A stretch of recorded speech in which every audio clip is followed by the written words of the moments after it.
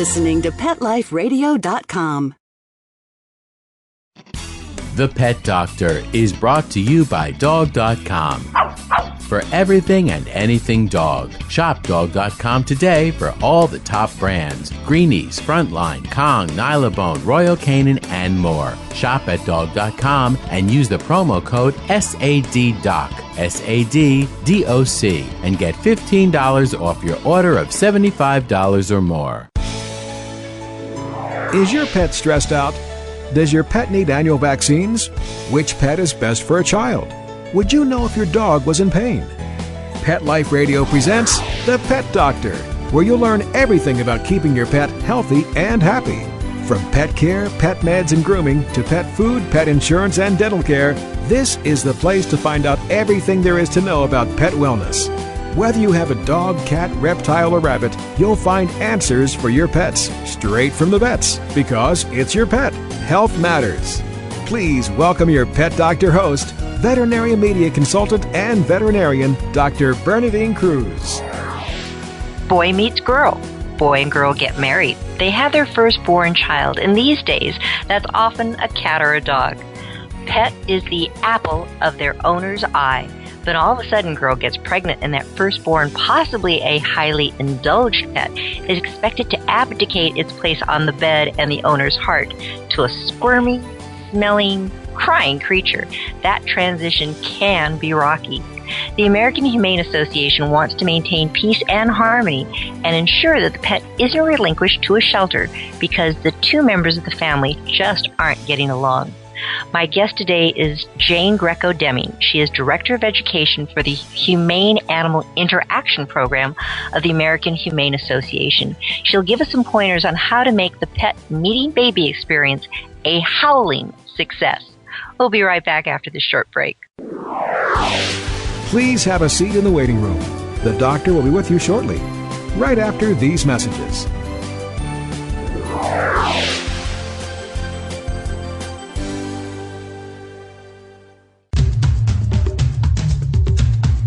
There's a movement afoot, ShoeBuy.com. Join the millions of people who shop ShoeBuy.com's over 400 brands and 500,000 products. Order now and get free shipping and free return shipping. ShoeBuy.com, the world's greatest shoe store. Walk your dog in style and comfort. Enter the code DOCTOR, DOCTOR, at checkout and get a 10% discount plus free shipping at ShoeBuy.com. Love your pets but wish their medications were a lot less expensive? They are at 1-800-PET-MEDS. You'll not only save on flea and heartworm medications, but on prescriptions for arthritis, incontinence, thyroid, and more. And you get fast service, free shipping, and a 100% satisfaction guarantee. Plus, our licensed pharmacists ensure accuracy, monitor drug interaction, and more. See why over 5 million people have trusted their pet's health to 1-800-PET-MEDS, America's largest pet pharmacy. Call now or order online. Go to petmeds.com/doctor, DOCTOR, to get 10% off any order and free shipping on orders of $39 or more at petmeds.com. FTD's network of over 40,000 florists around the world have been creating beautiful handcrafted arrangements for 100 years. Each arrangement is delivered the same day and backed by FTD's 7-day satisfaction guarantee. For a century, people have trusted their most important occasions to the flower experts at FTD. Since Pet Life Radio is all about puppy dogs and flowers, our listeners, that's you, can get a 20% discount on your order. Just go to fleurop.com and use the code DOCTOR20 at checkout. FLEUROP.com, code word DOCTOR and the number 20. Coast to coast and around the world, it's Oh Behave with Arden Moore. Find out why cats and dogs do the things they do and get the latest buzz from wagging tongues and tails in Rin Tin Tinseltown. From famous pet experts and best-selling authors to television and movie stars, you'll get great tail-wagging pet tips and have a fur-flying fun time. Oh Behave with America's pet edutainer, Arden Moore. Every week on demand.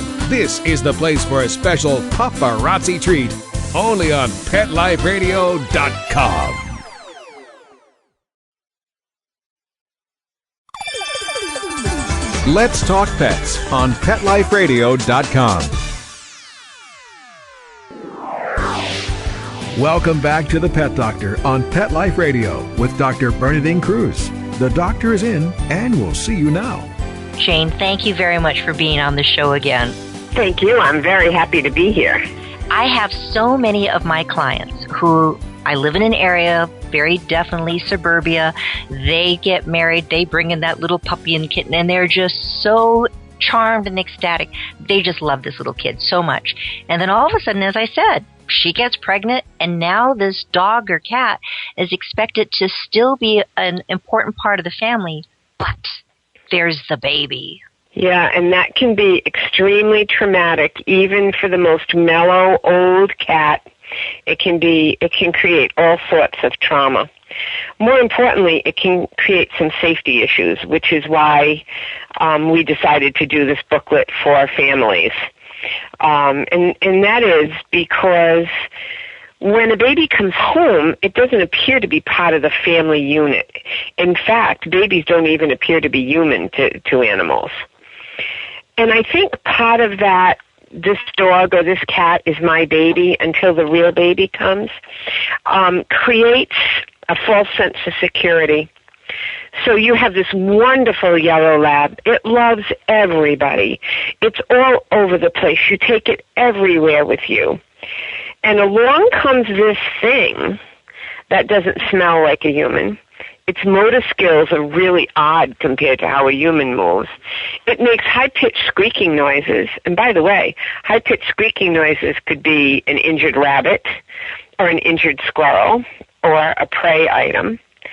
So this wonderful animal that's been your baby all this time suddenly becomes a predator. So this is a very, very serious safety issue. And as much as we want to talk about making the relationship work for the life of the animal and the child, what we first want to do is look at the safety of that relationship.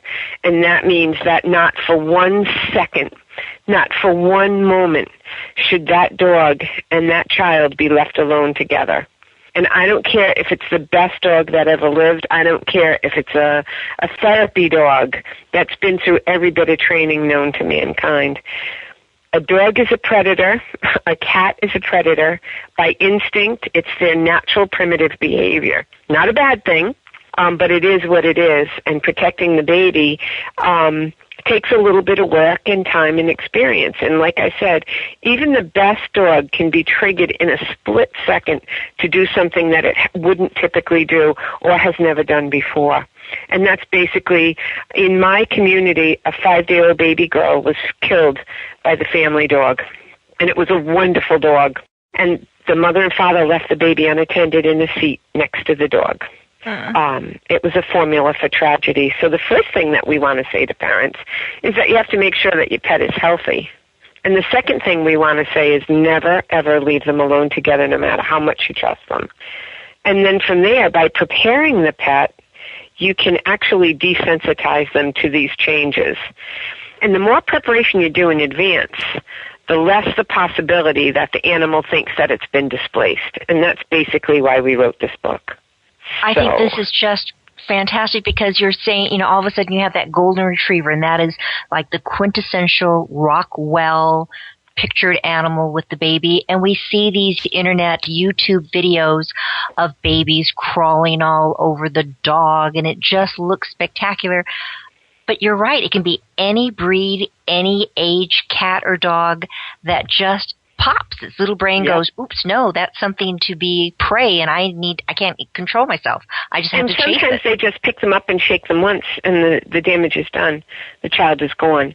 So it's, and everyone, my assistant and I did workshops for years for expectant parents. And all of them coming into the room felt the same way, that their dog would never do that, but they didn't want their dog or their cat to be unhappy when the new baby came. And they left rethinking the whole situation, because children in this country die every year, and it's the result of wonderful pets. Not bad dogs, not bad cats. It's the result of, I say to parents all the time, you would cover up the electrical plugs, you put the knives on the shelf, you secure the doors, but what about your dog? What about your cat? What are you doing to prepare the fact that they too can be a danger to your child? Not that they will be. In most cases they won't. But we don't know. And they could be very good with someone else's child. But bringing a child into your home to live, all bets are off. And you need to really kind of rethink your strategy for bringing home this baby. And this book covers everything from preparing ahead of time, making sure your pet is healthy, its behavior is good, it's well socialized, it's physically and mentally active. Then we want to talk about what is appropriate behavior with a dog. One of my big things is people who have new babies scold their dog for warnings. If your dog growls, he's telling you, I'm uncomfortable. And you need to respect that and respond accordingly. If you tap him on the head and say, no, don't do that, then the next time when he's uncomfortable, he won't warn you and his behavior will change. So understanding your pet's stress level, what the warnings are with behavior, we seem to know our pets incredibly well. I have a 12-year-old dog sitting here next to me, and I pretty much know what he's going to do. If the mailman comes, you're going to hear barking in the background. But I couldn't predict how he would be if I brought home a new baby. I have to be prepared for that and think about it. Look at his body language, look at his eyes, and kind of understand what he's feeling and thinking.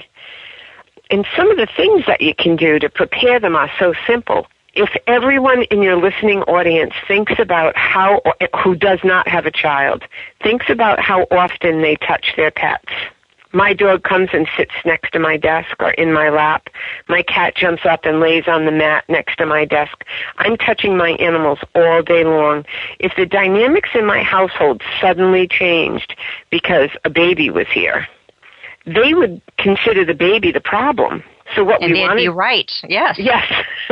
So what we want to do is start changing the amount of attention that we give them. Give them less of that kind of benign attention and more one-on-one activity attention, toys, a run in the park, a ball game in the backyard, whatever, and less time physically touching them. So when the baby comes along and takes up more of your time, and it will, no matter how glorious you think the transition is going to be, it's a workout. And so learning to give the dogs or cats quality rather than quantity will really help with the transition.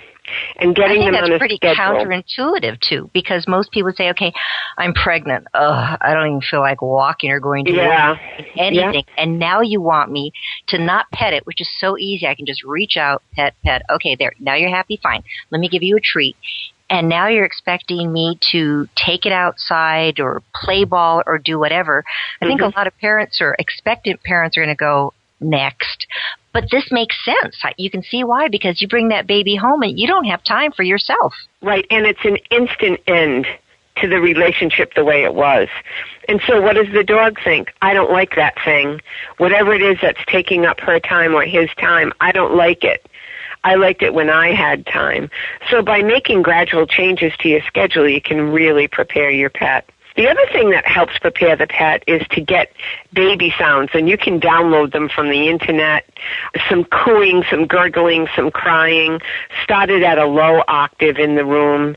Bring it up as they adapt to it. Tell them how good they are. Give them, I always say, cheese, cheese, cheese, cheese, when they do something good, because you want to reward them for appropriate behavior. And by the time the baby comes home, you can have that thing blasting, and okay, it's that baby sound. The same thing when you vacuum. Sprinkle some baby powder. Get them used to the smells, the new smells that are going to be coming into the household. And the other big precaution that I always mention is food. Now, my dog, you could pick up his dish and bring it to Cleveland. He could care less. He's not at all food motivated. But for a dog who lives for their meal, having this new baby in the house, disrupting that schedule, maybe the baby's feeding station is near his dog dish, it can be perceived as a threat. So you want to think about in the future, where am I going to feed this dog or this cat that will be away from where the baby is, so there's no perceived threat. You want to keep the pet out of the room when you're feeding the baby because you don't want a Cheerio to fall on the floor with a dog that's very assertive around food. So you want to be really careful to separate that. And when, of course, not everyone has a baby. A lot of people adopt a baby. When you adopt a child, sometimes they're older. And if they're crawling, what a perceived threat it is if your chewy or your toy is under the skirt of the couch. The dog knows it's there. And the baby's just crawling along, but it's a perceived threat to that dog that you would never consider. So thinking about how and when you feed animals, what their behavior is around food is a biggie. It's a biggie. And you really, like when kids first become mobile, you need to be careful about where the pet is and how it perceives that baby. And it's really all about watching their interactions, being careful, particularly with dogs and cats, mostly dogs that are assertive around food. That can be a big problem. Now, do you agree with me? One of the recommendations that I've made, and I want to see if this is correct, you're talking about having the pet out of the room, for instance, when the child's a little bit older and is eating its own food and Cheerios. Mm-hmm. So it's kind of like that toddler age. But when I have a mother with a brand new baby, and many times she's either breastfeeding or just even bottle feeding. So this is the time to make sure that the dog realizes this thing isn't bad, because they'll want to come up and get some love for you. So make sure your pet knows how to do the sit, stay routine. And then they have these like little pillows that you can put around your waist so you can kind of support the baby on that. Yeah. And I said, okay, in those little pockets, one for your cell phone, one for whatever, put some dog treats. Mm-hmm. So then all of a sudden now the dog is with you and you're nursing the baby and you're giving it treats like your cheese idea. Yeah. Is that okay? And the animal is associating that interaction with as a good thing with the baby. But before I did that, and this is one of the things that we put in this book, is let's try it with a fake baby. Let's try the month before the baby comes buying a doll that cries and moves. You can get them at Toys R Us for under $25. They're battery operated. They make all kinds of little sounds and their arms move. Let's practice walking into a room with it, sitting down and pretending to feed it. And that's a great way when your dog comes bounding over you, say, sit, good dog, good dog. Reinforce them while you've got the fake baby. Because a claw or, the wrong move with a real baby could cause some real harm. I mean, just a big dog putting its paw up on a baby could cause a really dangerous scratch. So you want to start. We suggest that like within 6 weeks of the baby's birth, you introduce a toy. And you put it in a carriage and push it around the house, hold the dog's leash, see how they behave around a carriage. You put it in a high chair, you put it in a swing. A swing is a moving object. And with a prey item in it, it can trigger some tough behaviors in dogs. So you want to make sure that you put your little make-believe baby, life-size, in the swing and let it rock back and forth and see what the dog's response is. And the same thing with sitting and nursing. That can be an incredibly pleasant experience, or it can be an incredibly difficult experience with a dog that's not prepared for it. Especially some of these dogs that are really lively, ambitious, busy, want to be in your lap, jumping around, happy, silly. I always think of the labs. They're just so enthusiastic. Like everything is a celebration with a young lab. So we want to teach them that this is quiet time.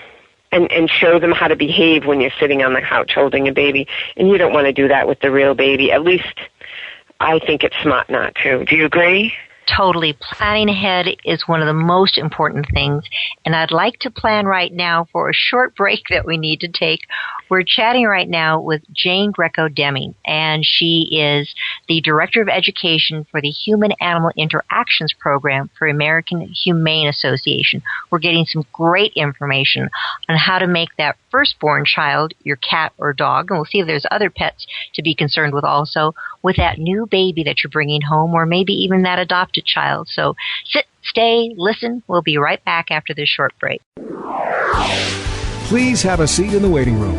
The doctor will be with you shortly. right after these messages.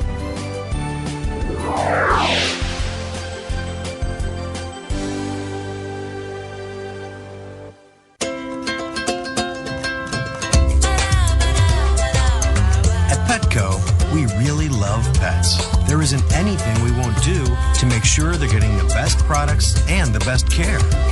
So when you ask us a question like, so how do you feel about cat condos? We can say from experience, feels like home for her. Enter the code Dr10, DOCTOR, the number 10, and get 10% off any order. No minimum at petco.com. Hello? Danica, where have you been? Oh, Grandma, I've been busy, racing, GoDaddy girl. Oh, I built my own online store with GoDaddy. Really? Let me see. Grandma'sAuction.com. Hey, are those Grandpa's golf clubs? Grandma needs her bingo money. Use promo code Dr10, DOCTOR, the number 10, and get a .com domain name for just $7.49 at GoDaddy.com.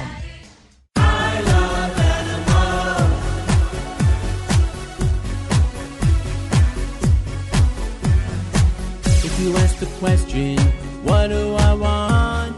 What do I need?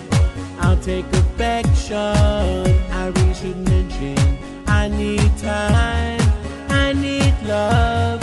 I crave attention. Listen, you're waiting by the door with shaking tails and happy hearts and running circles round the floor.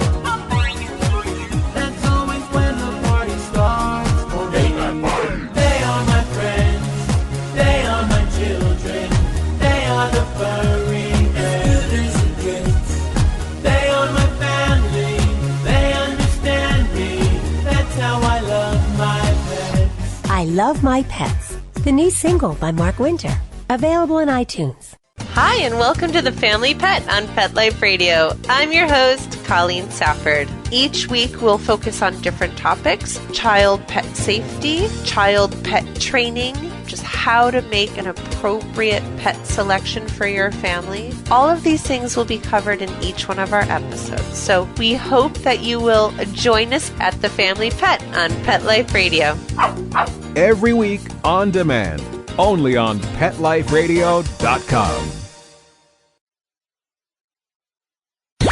let's talk pets Let's talk pets on Pet Life Radio. Pet Life Radio. PetLifeRadio.com. Welcome back to the Pet Doctor on Pet Life Radio with Dr. Bernadine Cruz.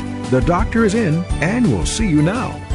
Jane, this information is so important. I have never found a source with information such as your book is putting out. Where do people find this book? And give us the title again. The title of the book is Pet Meets Baby. It's probably the most inexpensive investment that a person can make. If they go to our website, AmericanHumane.org, it's in our company store for $2. Oh my goodness, that's and you can buy a bundle of 10 for $15 and share them with all your friends. I keep thinking this is the perfect thing to put into a gift at a baby shower. Yes.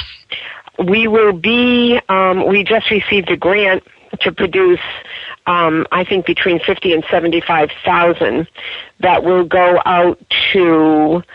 We're in the process, so I'm not going to say, but 3 huge places where they can be distributed to, for instance, OBGYNs. We are very seriously considering working with Amazon.com to sell them on there as well, because the idea for this is not to make money on it. It's to get this information into homes. So it's called Pet Meets Baby. It's $2. You just go to AmericanHumane.org and you'll find it in our store with a description and a picture of it. I love it. Great information. That's great. Thanks. We had a great deal of difficulty finding any one place where there was more than a paragraph or two in terms of training and behavior with dogs about how to introduce a baby, and that's why we decided to do this booklet. We felt like it all needed to be in one place. There are loads of references in the book for where you can find more information about particular issues, but having it all in one place is really helpful to a parent. Is it in languages other than English or just English? No, just English right now, I'm afraid. We keep looking at all of our materials, but this is pretty text heavy because it's for adults. So the cost of turning it over to Spanish or another language is really prohibitive, and we want to be careful about. We want this to be available, and we want it to be free or at a low price. So it's a consideration, but not a priority at this moment. Well, it's a very good start, and I think it's fantastic. So speaking of starts also, now what are your recommendations for bringing home that baby the first time it walks through the door and meets the cat or dog? What can people do to make that particular experience as good as possible? Well, there's a couple of things to consider. Number one, whether you're going away to adopt a baby or going away to give birth, you're going for a couple of days. And that makes your pet a little bit anxious. Where is she going? All these changes have taken place. What the heck is going on here? So they're already a little bit uncomfortable. One of the things that we recommend is, if you're adopting, to get a T-shirt or a blanket from the baby and bring it home, not for the pet to lay on or curl up on, but something that you can hang somewhere so they get used to that smell. For newborns, we recommend the cap that goes on the baby when it's born, not the first one, because the first one will have some mucus and some remains from the birth, and that could be a not-so-good trigger. But usually the whole time the baby is in the hospital, they keep a cap on its head. If you can bring home the second cap, if your spouse or your significant other can bring that home and introduce it to your pets, again, not letting them play with it, but maybe pinning it to the corner of the couch or holding it so they can sniff it. Your body releases a lot of heat and a lot of fragrances through your head. So the pet can get a real idea of what this new baby is going to smell like and get a focus on it, so when the baby does come home, they're well prepared. The second thing that we recommend is that mom come in the house without the baby. The baby can wait in the car, at the next door neighbors. This is only a 10-minute thing, but going back to that enthusiastic 3-year-old lab is going to go berserk when she walks in the door, and there's no stopping that. That's the breed. Cocker Spaniels will be over the moon because mommy's back. It'd be terrible to all of us and start saying, no, down, down. Yes, exactly. You have the baby in your arms. So letting the pet come in and get reacquainted, the mother is going to smell weird. Whether you went to a place to adopt or you went to the hospital, your smells are going to change. You're going to be coming in new and different. There's hormonal changes. Pets understand hormonal changes. They can't read what they are, but they know that things have changed. So you want to have a few minutes to get reacquainted, and then having someone else come in the door with the baby once the dog, and we always recommend, particularly with dogs, that somebody give them a good run before you get home. That way you've burned off some of that steam. Great idea. And then someone else, whether it's dad or auntie or grandma, somebody else walks in with the dog. And we recommend, if it's a really exuberant dog, that it be on a leash for a few minutes until all this action slows down. My other big recommendation is, if you have a dog that trains well with treats, I would leave a can of treats on a shelf near the front door. And just like if you had a 3-year-old and you were bringing home a new baby, everyone who comes through the door, before they go, ooh, look at the baby, they first say hello to your dog and give them a treat, so that the dog feels recognized and part of the unit and part of the activity. I think that really helps with their adjustment, just like it would with a 3-year-old. So then you're going to bring the baby in, and by now, if you've used the toy baby, this is not such a big deal. It's making sounds it's heard before. It's smelling what it smelled before. They've been somewhat desensitized. There's still going to be some excitement because it's something new. People are excited. And you know, if you're really nervous around a dog, the dog gets a little uneasy. When there's all this excitement, it gets the dog, even the oldest dog, will get excited because there's excitement. So you want to take it slow. You don't want to have 100 people at your house the first day. For the sake of your pets and for your newborn, it's a good idea to take it slow introduction. For the sake of mom, too. Yeah, and I like to remind people that if your pet, like particularly with cats, slept in the spare bedroom all the time, and now the spare bedroom's becoming a baby's room, it's going to be off limits long before the baby comes home. And what we recommend for multiple cats is get a screen door. Use hardware cloth. So the cats, you can still see and hear the baby. You can't use a baby gate with a cat. So, but you could install a screen door or take out panels of your door and put in hardware cloth that cats can climb on, but they can't get through. That room has to be out of bounds for animals unless they're with you. I've recommended screen doors for years, and people have looked at me like, you're crazy. I'm going to put a screen door on my baby's door going, yes. Yes, you can hear them, see them, know what's going on, and it precludes anything from going in. It does not stop noise, so you may want to just close a solid door and use a radio. But if you're one of those people, if you have an intercom, that works.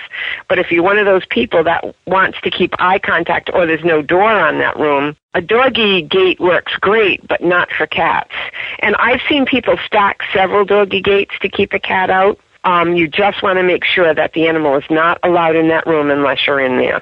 We've been talking for so long now about dogs, and yes, they're the ones that can cause typically the most injury. But okay, you're mentioning cats. What about kitties? What can we do for them? They oftentimes just say, excuse me, I'm going to the other room. I'm getting away from this thing. But other kind of pets too. Yeah, well, we want to remember that with cats, a lot of times they need as a way of showing affection. So we want to make sure before the baby comes home that cats and dogs have nails that are trimmed. I recommend that people with birds taper off. If you have, for instance, a nice-sized parrot, you want to start changing your interaction with that parrot long in advance so that you're giving it more quality but less quantity of time, because what's it going to do? You go in with the baby, it's going to scream its brains out. It's going to be, and birds are very sensitive, particularly if they have an attachment with one parent. So you want to make sure that you're prepared them for this, that you have the ability to put a dark cloth over them to keep them quiet. But you can't keep them in the dark all the time. They need plenty of toys, interaction, a second bird. And there are bird clubs all over this country. So if people have citizens, hook-billed birds, they may want to talk to others in their community about what they've done to make the transition.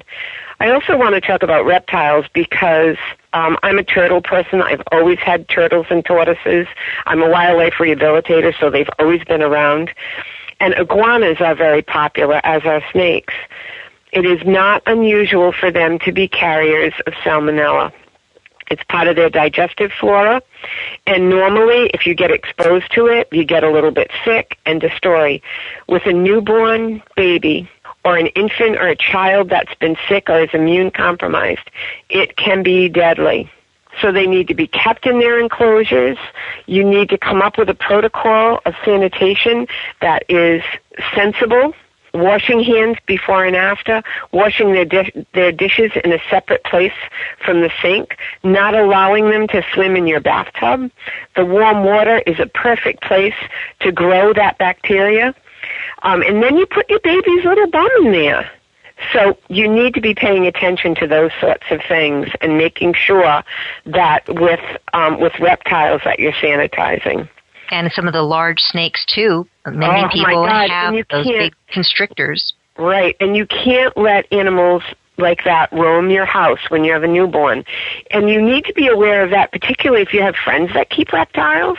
If you're bringing your baby there, you need to be very careful. If they let their animals climb around, I'll tell you, I would not bring a baby to a house where animals that could carry salmonella, they can spread that bacteria just by virtue of their belly moving across a couch. That first year is critical for babies, and you don't want something like that. The other thing that I want to mention is so many people, when I worked in a shelter for years, so many people would give up their cats because they were worried about toxoplasmosis. And that builds up in fecal matter. But number one, you'd have to have a very dirty kitty litter box. And I'm sure you've talked about this on other shows. It right, takes the like poop has to be 5 days. Yep. Your cats would have to be eating animals, which if you have an indoor cat, that's not a possibility. It's really hard to get toxo unless you're really poor with cleanliness. But my recommendation is just have someone else in the house do it. If your spouse is away in the military, bring in a neighbor to do it for you, or do it with mask and gloves. But don't let your OBGYN say, get rid of your cats. Some old-fashioned OBGYNs do that. And you just need to read up, be clean, be careful, understand what the protocol is, and you can find that online. And don't be dumping your pets because you're getting a baby.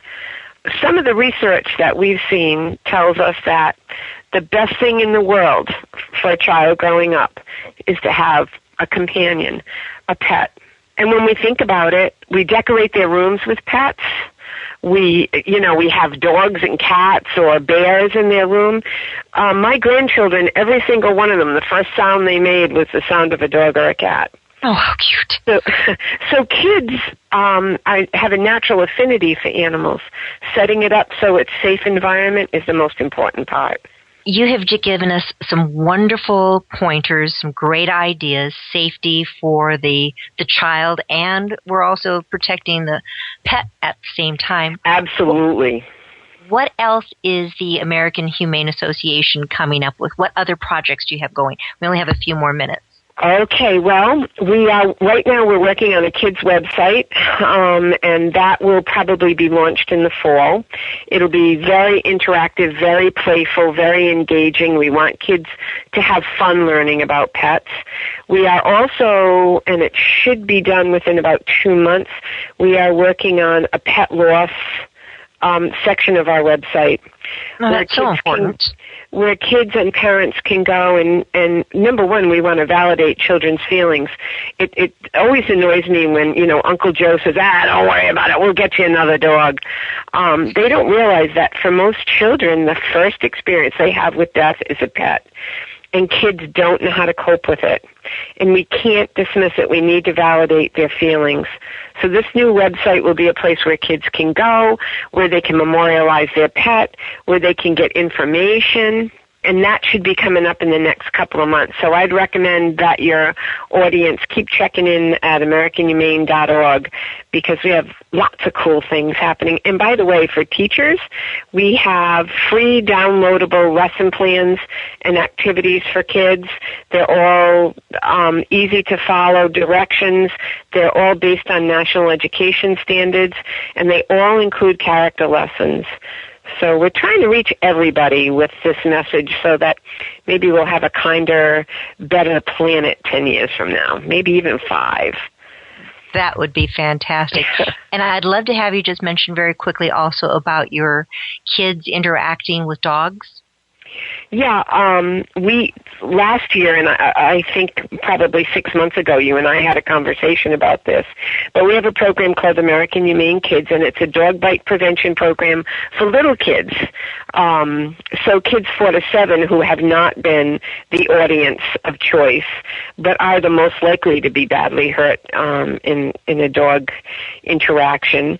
You can go online. Those are for sale in our company store. There's a 12-minute live-action DVD that's kids talking to kids about empathy and compassion and being safe without talking about bites, which is the goal of that program.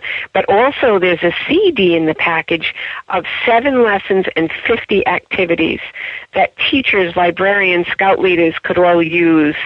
And it's very inexpensive. There are coloring books. There are leaflets that go with it. So I recommend that your audience check it out.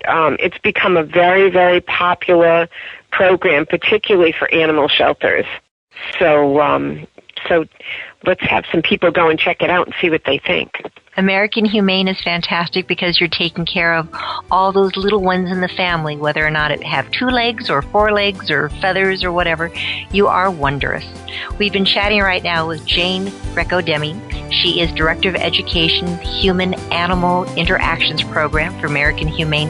Thank you so much, Jane, for being with us today. Some great information. Thank you, Dr. Cruz. It's always a pleasure.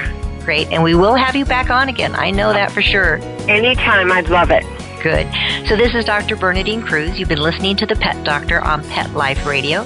Thank you very much for listening. Please tune in again next week. We'll have more information on how to make you the best pet owner that you can be. Thanks for listening. Take care. Pets can be a wonderful addition to your life. Keeping them healthy and happy is important. Pet Life Radio presents The Pet Doctor with veterinary media consultant and veterinarian Dr. Bernadine Cruz. Whether you have a dog, cat, reptile, or rabbit, you'll find answers for your pets straight from the vets. The Pet Doctor, on demand every week, only on PetLifeRadio.com.